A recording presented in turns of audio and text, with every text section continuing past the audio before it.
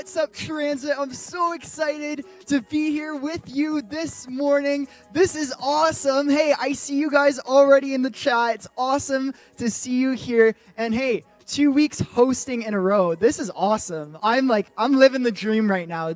I look forward to Transit Live every week. We have an awesome morning planned. And hey, I got some important questions. So on the drive in this morning, I just randomly thought these things. And I'm like, I think I had these random questions come to my head. So I'm going to ask you them this morning.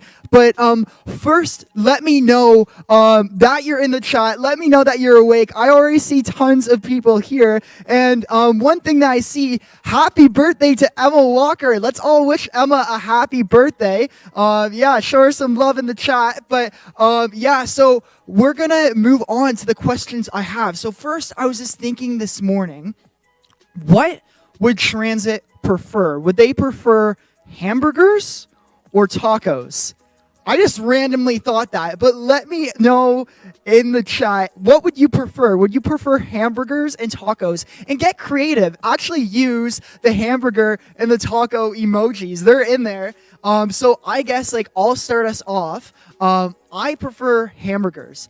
And the reason, and I was actually deeply thinking about this morning because I'm I can't ask Transit this and not have an answer to it. So I like hamburgers because I feel like there's so many different types of hamburgers that you can eat. And there's so many different toppings. And now you see all these weird hamburgers, but they're actually really good. And I feel like with tacos, there's less choice that you can have. You have different meats, but once you get to the toppings, it starts to slow down on that list. So that's my opinion. I prefer hamburgers. And we'll see hey, it looks like there's a lot of burger lovers out there too. Carter Brody saying tacos, but so I'm with you guys. I prefer hamburgers. I'm happy I'm not the only one. Spam the chat with whatever you like. So let's move on to the next thing I was thinking about this morning. So I'm okay. So do they like hamburgers or tacos, or do they like ice cream or milkshakes? I feel like that's a tougher one. For sure, because hamburgers and tacos, they're two very different things. But ice cream and milkshakes, technically they're the exact same thing. So let me know what you like more, ice cream or milkshakes. And honestly, this one I haven't thought about. And I guess if I was to think about it right now, because they're so close, I think I'd say milkshake. I honestly think I'd say milkshake. I love milkshakes. I don't even know if I have a reason for that. I feel like I would choose a milkshake over ice cream. But it looks like most of you guys are saying ice cream. And there is an ice cream emoji. So throw that ice cream emoji in the chat if you like ice cream. But actually, I looked this morning and there's no milkshake emoji. So there's a milk emoji in there, so you can throw the milk emoji in, and we'll just say that the milk emoji is a milkshake emoji this morning. But yeah, this is awesome. We're actually going to jump in to our first game this morning, and basically what this game is called. It's called What Am I? So a part of this game is going to be that I'm going to give you 3 clues, and you're going to have to guess what I am. So pretty simple, but it's gonna be fun. And I know you guys are pretty smart, so I feel like we made some pretty hard questions. You guys are gonna actually have to think this morning, so make sure you're fully awake. But let's hop into the first question. Okay, here we go. So I can be small and large. Okay, I can be small and large. I can stab you if you aren't careful. Okay, this is getting a little, that seems a little scary. I don't know what this actually is. And I'm in the movie Finding Nemo. And that one gave it away for me. I have it in my head now. I'm in the movie Finding Nemo. That gave it away for me. So let me know in the chat what you guys think, what you think. And to be honest, I know we're going a little bit off topic here, but Finding Nemo is my favorite Disney movie all time. I watched Finding Nemo like crazy as a kid. I love Finding Nemo. Don't touch the boat. don't touch the boat.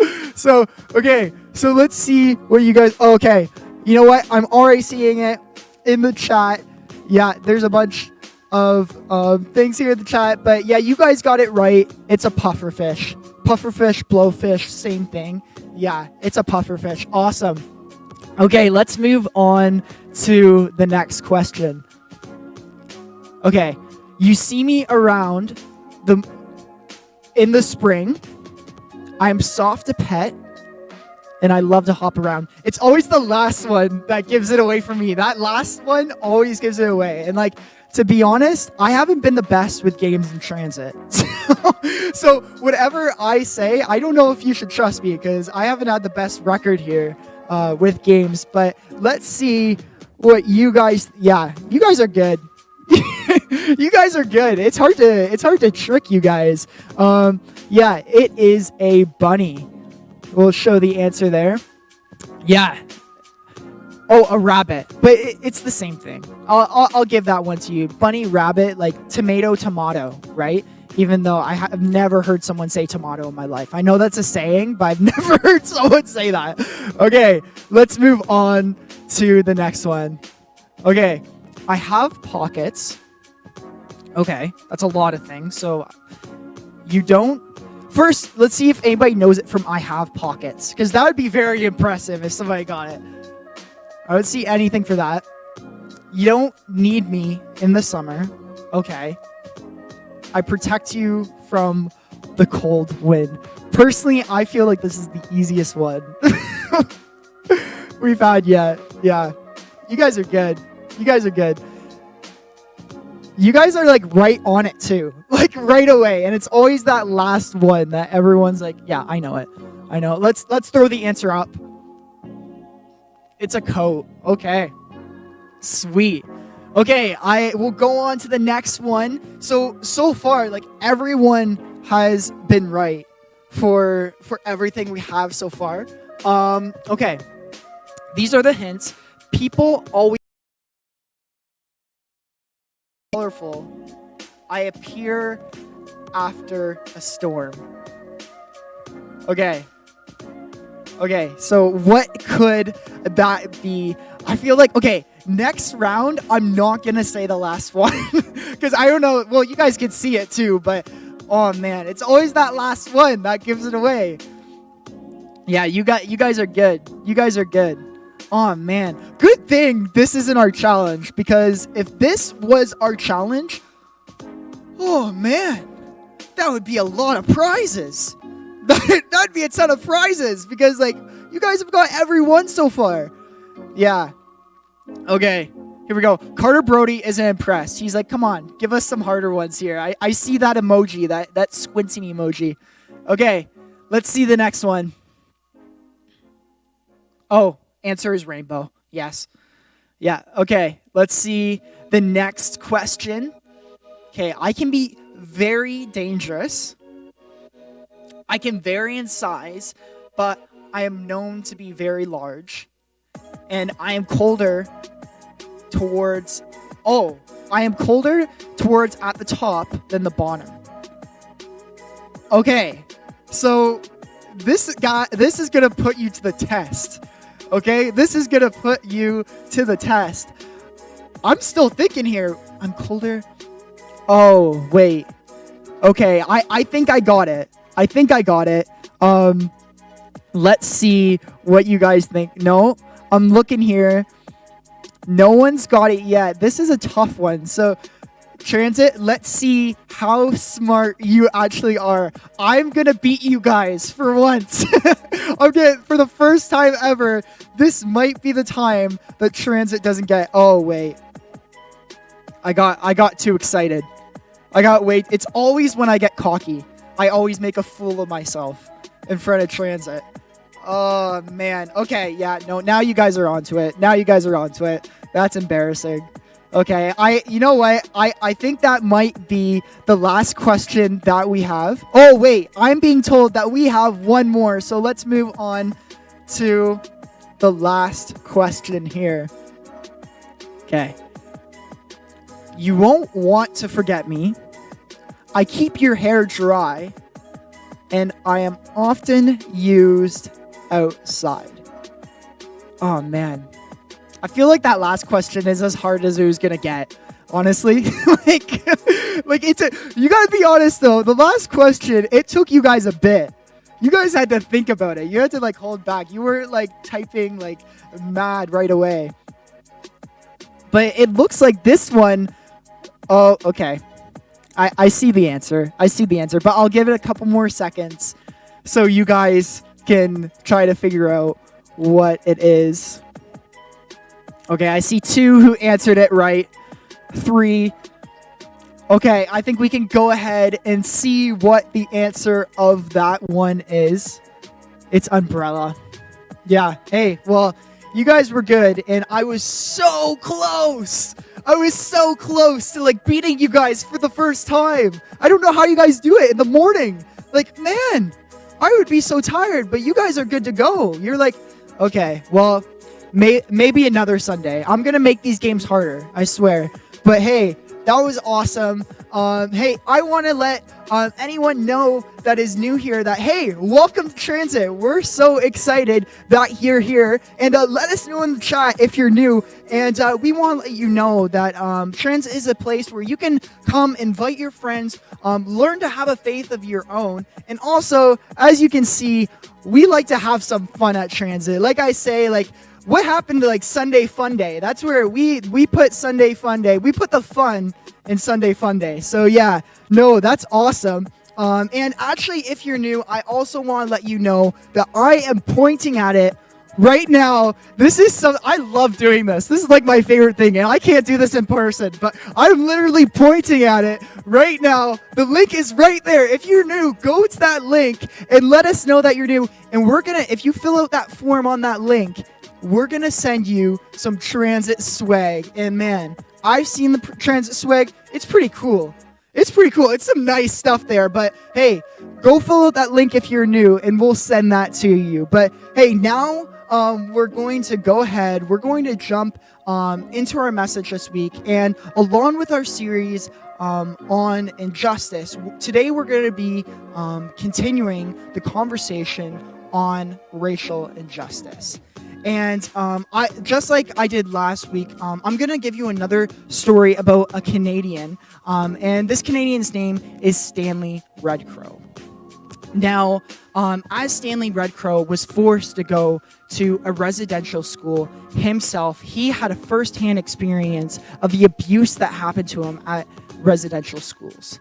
And you can only imagine how heartbroken Stanley Red Crow was when he learned that his kids as well were also going to be forced to go to a residential school.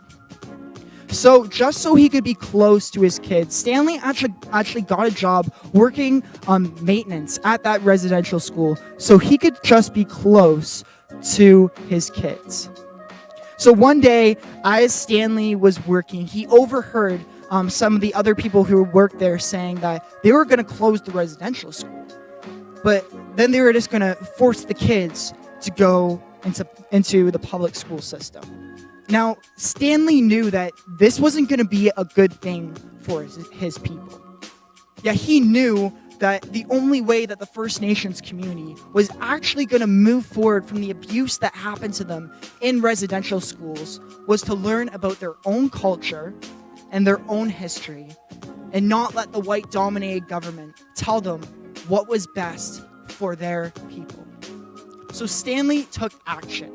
He actually gathered the whole First Nations community together, and they camped outside that residential school for 17 days, gaining attention all across Canada.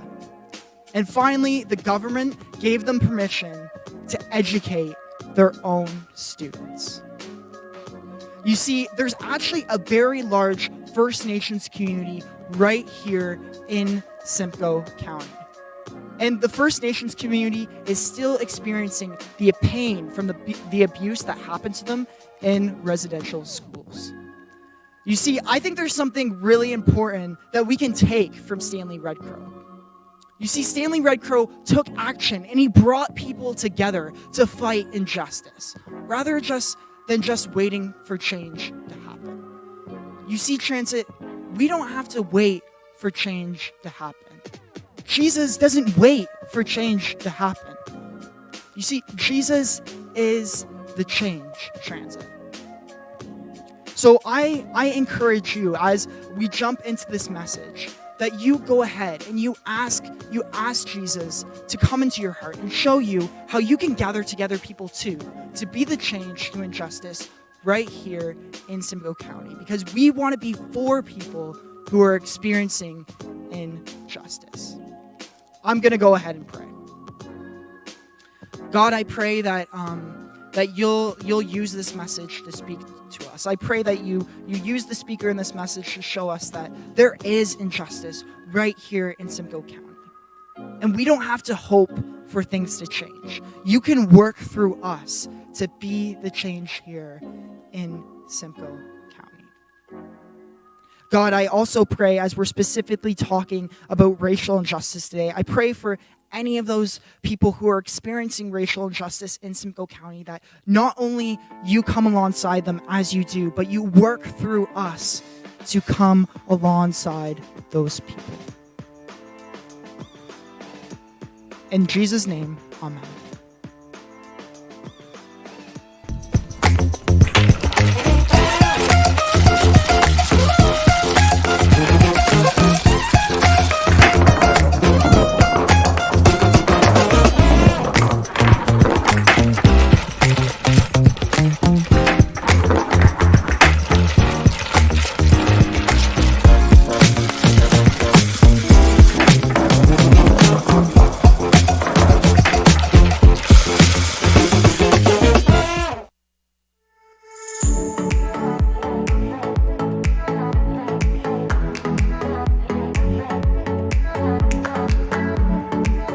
Hey guys, I'm Bobby.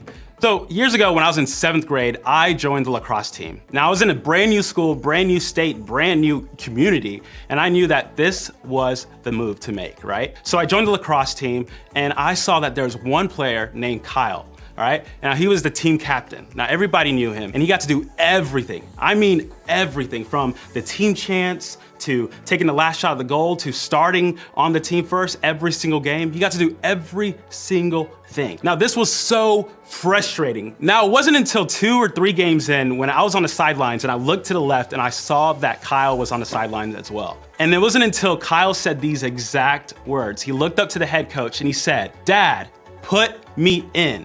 Literally, my reaction was like, what? Oh my goodness. Why did this happen? The only reason he was able to do the team chants, to play the game first, to take the final shot, was because his dad was the head coach. Now this was so frustrating. This made me angry. Now, I don't know if you've ever experienced something like what I just shared, but what I experienced was totally unfair. It was an injustice I experienced, and I knew it wasn't right. See, injustices are the things in this world that are unfair, unequal, and not right. So when we see someone bullied at school for the way that they look or talk, that's an injustice. Or making assumptions about someone based on the color of their skin, that's an injustice. Or students that go to sleep hungry and don't have enough to eat, that's an injustice. What about people stuck in a lifetime of poverty? That's an injustice. Injustices are the kinds of things that when they happen, they make us stop and say, wait a minute, that's not right. Someone should do something about that. Some of us know injustice because we've seen it. Some of us know injustice because we've heard it. And others of us, well, we know injustice because we've experienced it.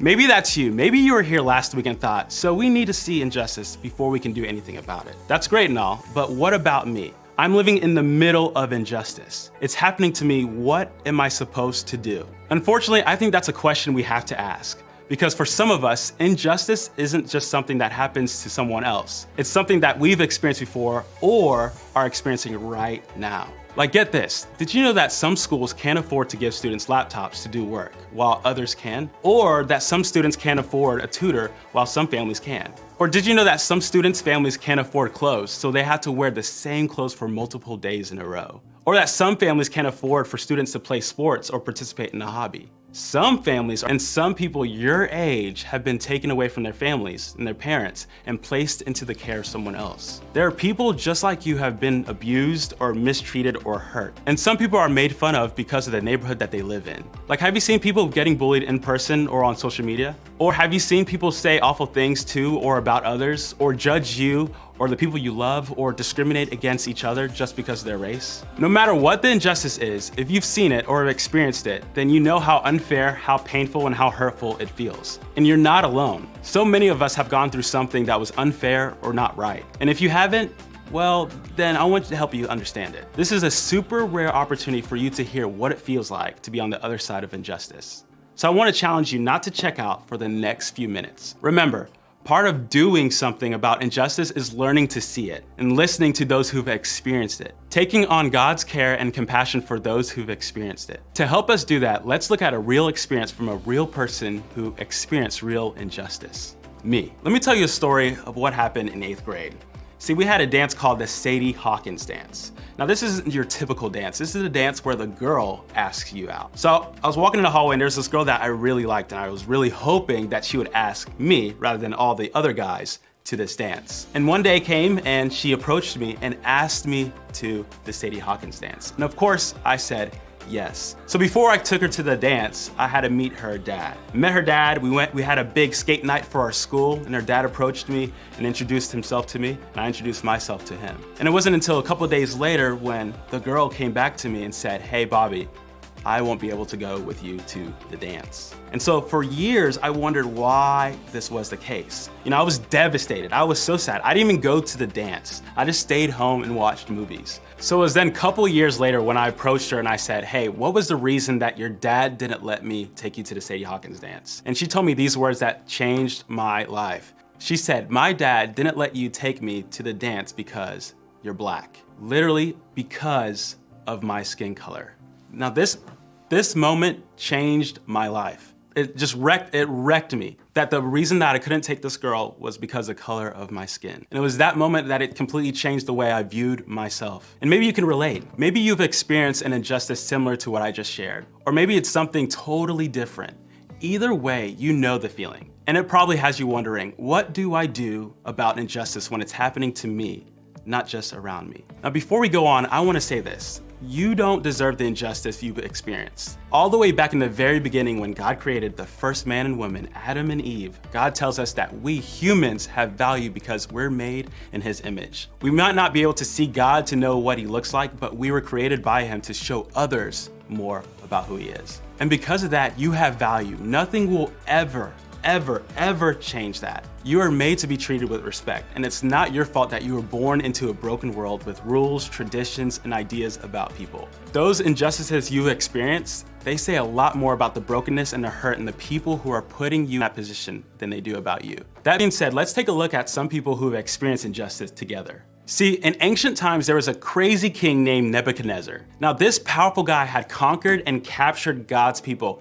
And let's just say he was used to getting his way. As a matter of fact, he decided to build a giant, and I mean giant golden statue that stood up to 90 feet tall. And then he ordered everyone to bow down and worship this statue whenever, and I mean whenever they heard music playing. And if they didn't, they would be thrown into a blazing fire. That's a lot, right?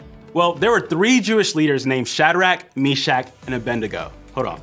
That sounds like a rapper group, right? Like Shadrach, Meshach, and Abednego, like bam, bam, bam. See, these guys worship God, and because of that, they refused to bow down to the statue. Good for them, I say, right? But people who were loyal to Nebuchadnezzar had other things to say about it. They plotted against Shadrach, Meshach, and Abednego, and basically they snitched to the king. Now, you can probably guess that the king wasn't at all thrilled by these news. Actually, the author of the book of the Bible where this story is found wrote down that in a furious rage, the king ordered Shadrach, Meshach, and Abednego to be captured. He gave them one more chance, and I mean just like one more chance, to bow down and worship when the music played, or they would be thrown into the blazing fire. But even in the face of this punishment, these 3 guys stood their ground and refused to worship anyone other than God himself. So, of course, the king was in full rage mode, like angry, like mad, and he ordered them to be thrown into the fire.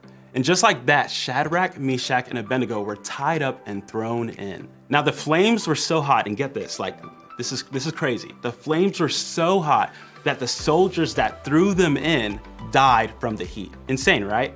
Now, we can all agree that this situation is totally and completely unfair. What happened to Shadrach, Meshach, and Abednego wasn't fair. It wasn't right, and it certainly wasn't something that they deserved. So, what happened?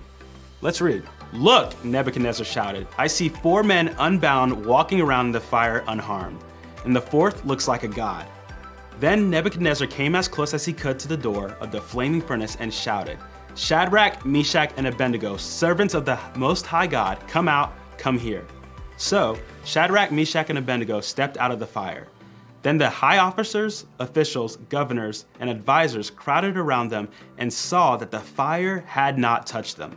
Not a hair on their head was singed, and their clothing was not scorched. They didn't even smell of smoke. Now, we're not entirely sure who was in the fire with these men. Was it God? Was it Jesus? Was it an angel? Was it someone else? I don't know, but one thing is clear, that God did not allow them to be alone in this situation. He didn't leave them in the fire to burn by themselves. He didn't let them suffer or experience the injustice by themselves. And that's a big deal, because it shows us that the same is true for us. We don't have to experience injustice alone. In other words, when you experience injustice, you don't have to face it alone. You're never alone when you face injustice. In fact, Jesus demonstrated that when he came to earth. He came to be God with us. He could have came as a king or a powerful person, but instead, he came to this world as a baby. He came as a person who would experience all the things we experience, including injustice. See, scripture tells us that he understands how we feel when we're treated unfairly, and he stands with us in it. He goes into the fires of injustice right beside us so we don't have to do it alone. When you experience injustice, you don't have to face it alone. I love the story about Shadrach, Meshach, and Abednego because when we take a closer look, every person in it gives us a different view of what injustice may look like. Maybe you totally relate to the 3 guys in the fire. You've experienced the suffering that goes along with injustice. Maybe you're experiencing it right now. If that's you, I want you to remember a few things. First, know that God is with you. He hears you. He made you in his image, and it means no matter what injustice, and you're deserving of respect. And God doesn't want you to walk through what you're experiencing alone. Then share what you're experiencing. If you're experiencing injustice right now, or you're dealing with injustice that happened in the past, I'm so glad you're here because we want this to be a safe space for you to process that. We want to be people who stand up for you and stand beside you. So today, I want to encourage you to begin by sharing what you experienced. Maybe for you, that means sharing it with God in prayer, asking for him to remind you that you are not alone. Maybe for you, that means sharing with a trusted friend, a group leader, or another adult in your life that can help you. They're with you in this and they don't want you to be alone. So take that step and talk to them about what you've experienced. They just might be the very people God has sent in your life to stand in the fire with you. Also, keep going. The guys in the fire never stood down. They didn't give up, and I don't want you to either. If you're experiencing injustice, I want you to do something. Maybe that something is opening up to an adult. Maybe that something is standing up to yourself. Maybe that something is joining an organization who is already working against that injustice. Whatever it is, take a step and keep going. Of course, there's the other character in this story, King Nebuchadnezzar. Now, none of you are throwing people into a raging fire because they won't worship your statue. At least, I hope you're not. But I think there have been times when, if we could be honest, we could admit that we've participated in an injustice against someone else. Maybe we're more like the people in the crowd in this story. We've stood by and watched as injustice happened to someone else, and we didn't speak up or we didn't speak out. Maybe for you that was laughing along when your buddy made a racist joke, or standing back while somebody got bullied at school, or being the bully, or listening to music that disrespects women, or watching comedians that make fun of other people's cultures, or allowing other people to take blame for your mistakes. How about if you made fun of a girl who couldn't afford new clothes? If that's you, I want you to know this. Just because you've been that person before doesn't mean you have to stay that person now. You can change. Maybe the best step you can take against injustice is making the change to be the person who doesn't contribute to injustice. You can talk to God about that too. You can ask him to help you see the places you've participated in injustice. You can ask him to give you the courage to make it right. And maybe once you find that courage, you can become the person in the crowd who's brave enough to speak up and speak out when someone is about to experience injustice. You can be the voice that stands up to injustice when you see it. Remember, when you experience injustice, you don't have to face it alone. That's why we have groups. Of all the people in the whole world, your group should be for you and listen to you. They should be praying with you and learning from you. And they should be encouraging you and cheering for you. Listen, this right now has the potential to be one of the most honest, raw, personal, and important group conversations you've ever had. You have the opportunity to see and care about the injustices happening right in front of you within your group. I want everybody to show up to that. If you've experienced injustice, how can you let the group know you need support? If you haven't, or don't often, how can you listen and genuinely care for someone in your group? Maybe the first step is letting your leader be the person for you. Or maybe all that sounds a little too much right now. If that's you, I get it. Even if you don't talk to the whole group, I hope you talk to your leader. They signed up to do this because they want to be here for you. And maybe they can be a real human reminder that when you experience injustice, you don't have to face it alone.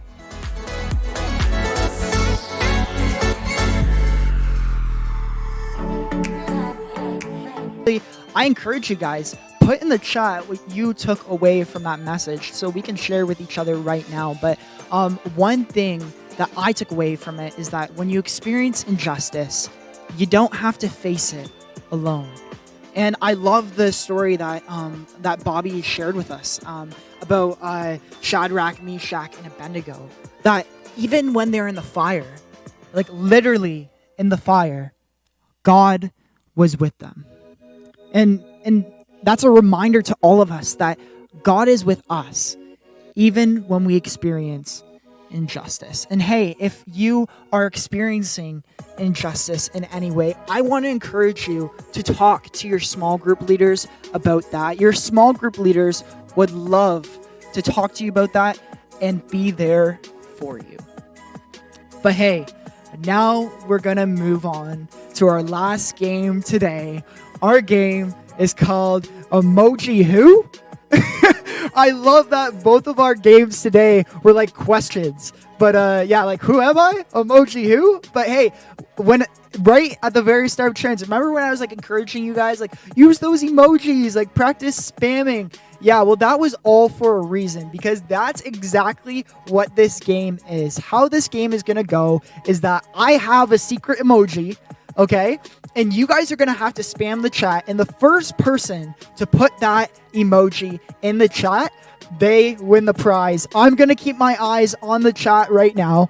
And it's super simple. This might be the easiest way that you can ever win a prize in transit. So make sure, if you don't usually do the challenges, make sure you get in the chat and you do this one. So I'm going to keep an eye on the chat. And this is going to start in 5, 4, 3, 2, 1. Let's see that chat spam like crazy. Hey, and this spam every emoji you see. Like, this is your chance. It's literally the easiest. You don't need any brain power for this one at all. This is my type of game, you know? Like, this is what I couldn't fool myself in front of transit. So let's see.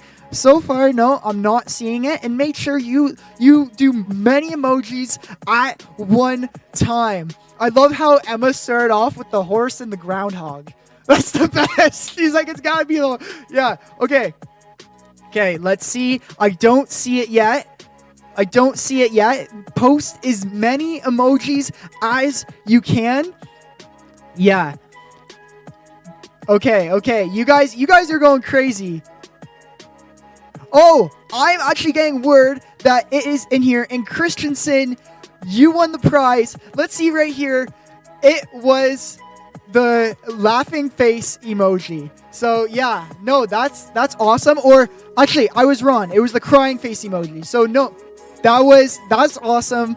Good job, Christensen. Hey, that was fun. And enjoy that prize. Enjoy that prize, because that was some hard work spamming the chat there. So, but hey, I'm so glad that we could be a part of Transit this morning, and make sure you like and subscribe. And one more thing, if you haven't had a chance to sign up for a small group yet, I want to encourage you to do that, because there's some super great conversations that are happening in small groups all throughout this month. So I really encourage you, if you haven't signed up yet, make sure, like I said, right there, right next to the new here link, it is right there, and you can go sign up for a small group. But hey, until next week, we'll see you later. Have a good week, Transit.